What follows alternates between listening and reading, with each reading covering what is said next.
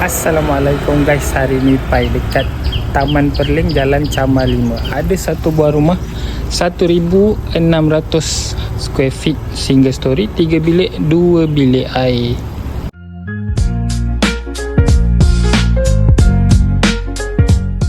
Rumah ni dah fully renovated daripada depan sampailah ke dapur. Dekat depan ni ada car porch, boleh muat 2 biji kereta. Dekat tepi tu korang boleh letak motor. Dekat atas dah siap ACP awning yang baru. Jom kita masuk dalam rumah.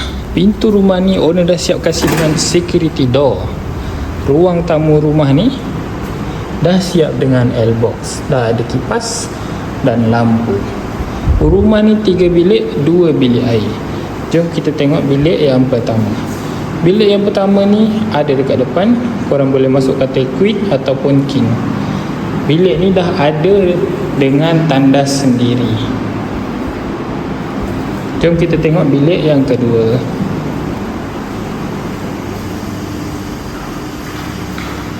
Bilik yang kedua pun agak luas. Korang boleh masuk katil queen ataupun single.